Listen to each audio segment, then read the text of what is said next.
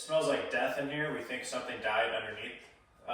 So we just decided we can't put it off any longer. So in this video, we're gonna completely rip this out, rip out the new OSB that we put down, rip out all of the subfloor, clean out all the old fiberglass insulation that's under there. That's probably part of the source of the smell. We're gonna clean everything up, probably find a dead animal or 2 or 7, who knows. Get all of that cleaned up, and then we're gonna encapsulate this crawl space. So we're gonna show you how to encapsulate it, insulate it properly, trying to keep moisture out, smell out, and warmth in. So that's what we're doing. In many homes, the crawl space often goes unnoticed, tucked away beneath our feet. But what happens down there can have a significant impact on the health and integrity of our homes. Traditionally, crawl space areas were built with vents to allow for natural ventilation. The idea was to let outside air flow through, carrying away moisture and preventing the buildup of mold and mildew. However, this approach often falls short and can often do more harm than good. During hot and humid weather, moist air enters the crawl space where it can condense on cool surfaces like pipes and ductwork, leading to mold growth and wood rot. And open vents can potentially lead to pest infiltration.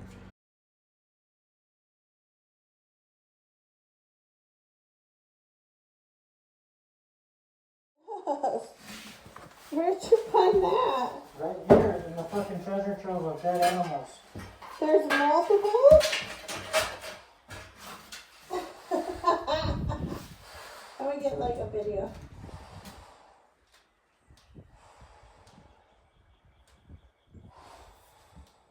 Oh, That's a cat. for sure. Or a dog. Look at the bird. No, I don't know. That might be a dog.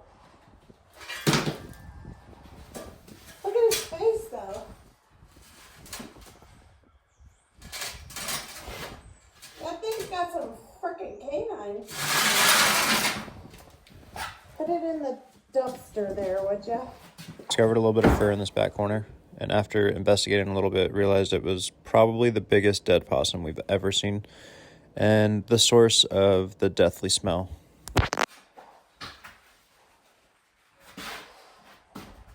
It's a huge fucking possum. Don't go in the hole.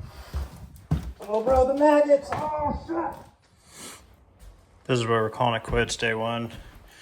Our little guy over here kind of took a lot of energy. I mean, it smells awful. So he was pretty fresh. We found 2 mummified cats, our little furry friend back there, some bones, maybe an animal drug in here to eat, but this is where we're leaving off. We'll come back tomorrow. So we had to let it air out. We had some pretty crappy weather for a couple days, so we had to let it air out. Still kind of smells in here, but I think it's because we still have a lot of insulation down here. So we're going to take all that out. I'm going to finish cutting the rest of this up tonight, pull all the insulation out. That's the goal, to get the rest of the floor up, get all the insulation out, clean up the floor, and tomorrow morning we'll come back and start laying the vapor barrier and doing the encapsulation. So enjoy the time lapse while I rip this floor up. Natural ventilation allows outside air to flow freely into the crawl space. While this may seem like a good idea for reducing humidity, it often has the opposite effect. The moisture that enters the crawl space doesn't just stay there. It seeps into the fiberglass insulation traditionally hung between the joists, turning it into a breeding ground for mold and mildew. Okay, so we're back, day 3. To finish what we got to get done right here, we have a cool new toy that we just picked up. It's this 100-year-old nail puller. We're going to try this out. I already tried it out on one of these nails, and it looks awesome. And it'll make life a little bit easier pulling up these tongue and groove, because I was having a hard time yesterday. Okay, so the way this guy works is you line up the jaws right here, just around the head of the nail, and there's a slide hammer built into it. So once you get it on there, you slide hammer it down. I went on the nail. Yeah. Katie went on the nail, so. Well, it's hard when it's... Yeah, it starts to move around a little bit, so it takes a little getting used to it. Darn.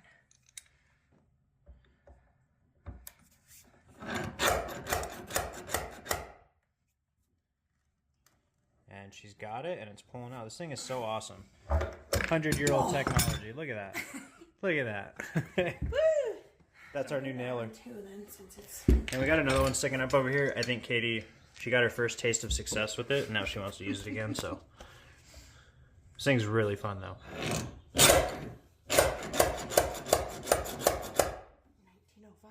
Yeah, 1905. This is how our grandfathers were, and great-grandfathers were doing stuff. It's all cast iron, too, so, I mean, it's...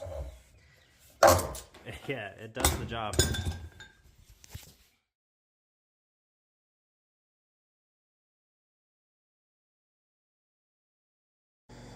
As the insulation becomes saturated with moisture, it loses its effectiveness and can no longer provide adequate thermal protection. This not only leads to increased energy bills, but also creates an environment ripe for mold growth, wood rot, and unpleasant odors. But the problems don't stop there. Saturated insulation can begin to sag and fall from the subfloor, creating a mess and compromising the structural integrity of the floor above. And if that wasn't enough, the gaps in the insulation also allow unconditioned outside air to infiltrate our homes, leading to drafts, uneven temperatures, and higher heating and cooling costs. You can see as we're cleaning up this old fiberglass insulation that most of the fiberglass that was originally installed has fallen from between the floor joists, or has been pulled down by different animals to use as bedding or nesting. We both have respirators on and can still smell death and whatever other odors are trapped in these decades-old fiberglass remnants.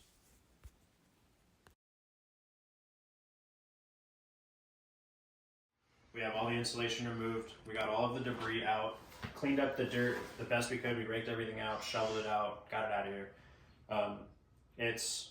It's ready for the plastic vapor barrier to go down now. Before we do that, we have a bad floor joist on the top. It's structurally okay, but the very top of the floor joist is really eaten up, and we don't think it's going to hold the subfloor screws. So we're going to sister a 10x2 onto it. Then over here, our joist is hidden, so we can't screw the subfloor down onto it. So we're gonna put another 10x2 over here. We'll screw it in over there. We'll use L brackets over here since we can't get to it from the other side. And then that way we have something for our subfloor to bite down onto. The next step after we get those sistered in, we're gonna go with Moldex on all of the exposed wood and the floor joists. Anywhere where there's been moisture and stuff like that, or any chance of having any sort of mold, mildew, or fungus, we're going to use this fungicide Moldex to kill everything. We're going to let it sit overnight, and then we're going to throw diatomaceous earth down. That's not a necessity, it's just something that's going to make us feel better. Any critters, anything like that, it'll kill. And then we're going to lay the vapor barrier over that. So we'll grab some lumber, some 2x12s, we'll block this. There's a little bit of deflection in the floor, so we want to make sure that there is none. This is a little bit too wide of a span right here not to be blocked. So we'll block this. We'll do this side over here. It's not as bad, but we'll do it just for good measure, best practices. And then tomorrow, or we'll start. That'll be the first thing we do tomorrow, and then we'll start the encapsulation with it. Sistering floor joist involves adding a new joist alongside an existing one to reinforce and strengthen the floor structure. It's a common solution for sagging or weakened floors, providing added support and stability. We're doing ours so we have more surface area for our subfloor screws to bite down into, since the current floor joist is pretty chewed up. So we got this guy sistered on.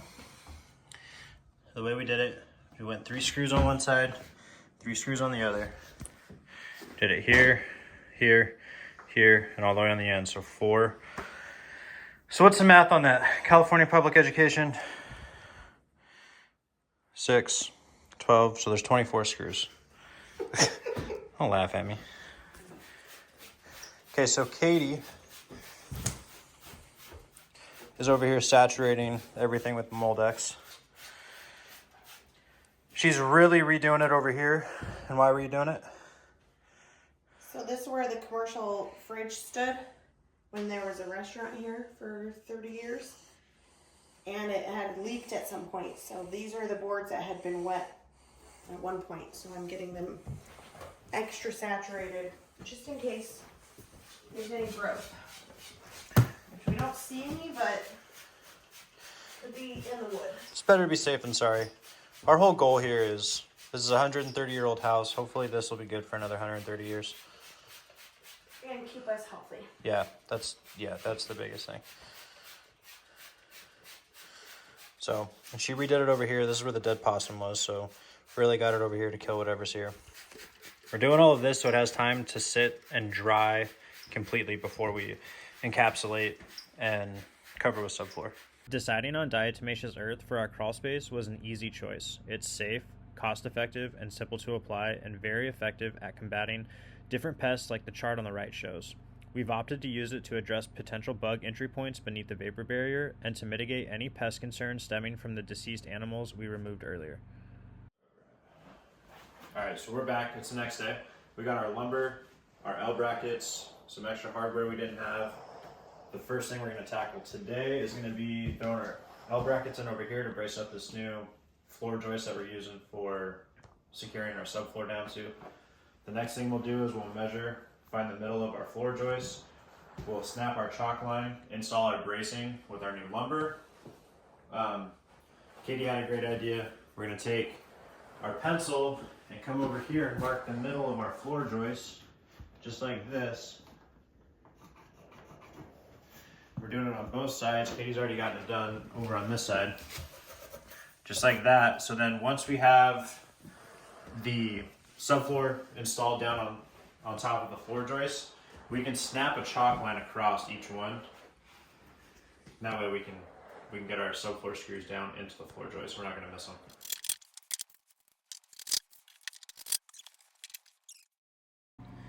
Builders often bridge or block floor joists to reinforce floor structures and minimize deflection. But why is this a crucial technique? Bridging or blocking involves adding supports between floor joists to evenly distribute weight and prevent twisting or warping over time. In our case, we opted to block our floor joists, particularly in sections that span 8 feet or more.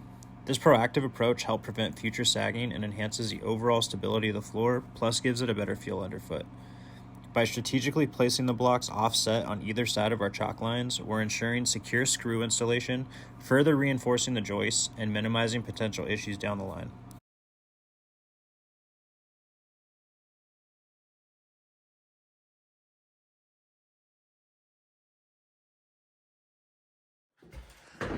The next step in the encapsulation is going through. We're going to clean off all the base plates, all the diatomaceous earth, and the dust, sawdust that we have everywhere. Then we have to lay down a vapor barrier. Before we do that, we got to throw the beetle tape up on the top of the cinder blocks. That's what's going to hold. We're going to use beetle tape to hold the vapor barrier down. Then we put the vapor barrier down, polystyrene insulation on the cinder blocks, and up here, we're going to spray foam any gaps we have in here. Create a platform for the dehumidifier over here in this corner, and then we should be good to lay subfloor. So as we go, we'll explain more. We chose butyl tape to secure the vapor barrier to our crawl space walls.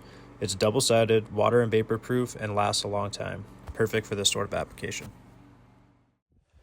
Okay, we have the butyl tape ran all along the edge. We had to use a heat gun.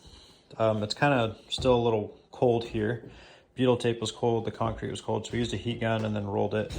But we have it all the way across, so now we're gonna pull the vapor barrier out, lay it down, and start getting it put inside here.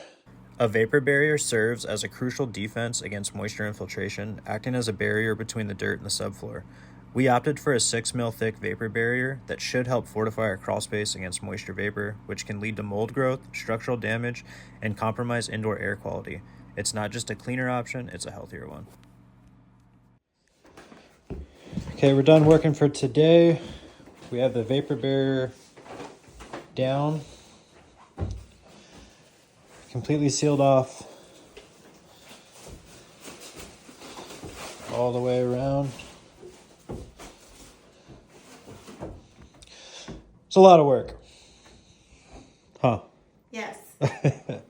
So tomorrow and the next few days, we'll put our insulation down and then hopefully get subfloor down. We need to set up our dehumidifier set up over here, run our drain line out. So we still have some work we need to take care of before we can throw the subfloor down, but we're getting close. Okay, we're back for day 5 of the mudroom renovation. We're going to be laying our insulation. So we are measuring from the ground to the bottom of the joist and going to be cutting our insulation to fit along the plastic using Loctite foam board power adhesive. Then we're going to be laying insulation on top of the sill plate, in between each joist, and on the inside of the exterior end joist, the outermost end joist of the mudroom. And then if we have any left over, we can put it wherever. We're insulating the exterior walls of our crawl space with EPS insulation secured in place using foam board, construction adhesive, and spray foam. Insulating the walls creates a thermal and air barrier, helping to regulate temperature and prevent heat loss. This is especially important in colder climates like where we live, where uninsulated walls can lead to cold floors above and increased energy costs. Okay, we got everything cleaned up. All the styrofoam that was in here is cleaned up. All the mess we made, we want it clean. In here when we cover everything up. No one's going to see it, but we'll know that it's clean. We got our spray foam over here. These two walls are the walls that are directly in contact with outside air. These ones right here are not. So there's not a whole lot of spray foam over here, but there is over here, all the way down. We have it on this wall too. We have insulation here and then insulation in between these two joists. We had an electrician come out, run a new electrical box down here to power the dehumidifier. We also got a light down here. So we'll have a trap door that's just this size right here, so we can access this, maintain it. If we need to replace it, we can pull it out, put a new one in. So there'll be a trap door here, or a hatch. And then this is how we drained it. So the drain comes out the back. We use PEX tubing, which is the crimp style fittings. So it comes out here, goes all the way down, and then makes a left-hand turn outside. This is right here is where the old cinder block vent is. So this we made sure with the level is all on a downhill kind of incline. So the water isn't forced out of here. So we needed it on a downhill incline so the water can naturally flow out. Kind of show you what it looks like out here.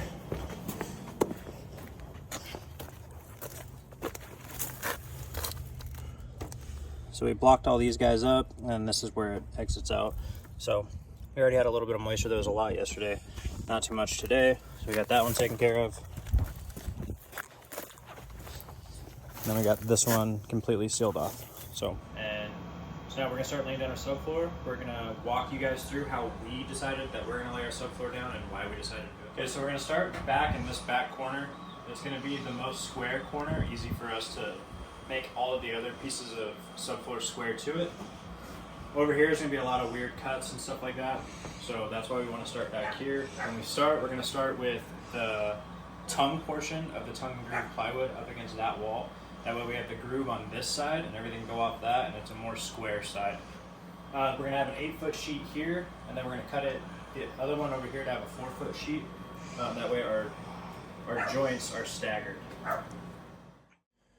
We opted for 3/4 inch subfloor, matching the original thickness we removed for its durability. We'll be tiling at some point in the near future, so additional layers will be added later. We laid sheets perpendicular to floor joist with joints offset and ends supported by at least 1/2 inch of joist. None of the floor joists were 16 on center, so there's a couple spots where we had to sister a 2x4 onto the joist to allow for an area to screw the end of the subfloor onto. Not a huge deal, just a nuisance. To accommodate wood expansion, a 1/8 inch gap is maintained at all edges, including tongue and groove connections. A generous application of subfloor adhesive on joists and in the tongue and groove is going to ensure a super secure bond. We chose subfloor screws for the added stability and for their ability to resist working themselves loose more than nails. We place them every 6 inches at the edges and 12 inches in the field. Screws combined with adhesive should give us a squeak-free and very solid feeling floor. Chalk lines based on Katie's marks on the wall showing the center of the floor joist helped us in locating the joist for precise screw placement.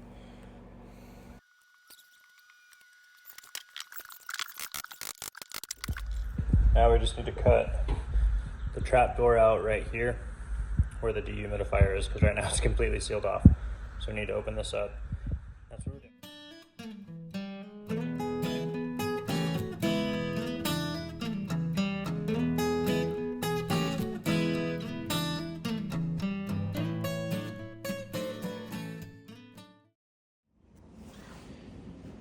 This is our finished product.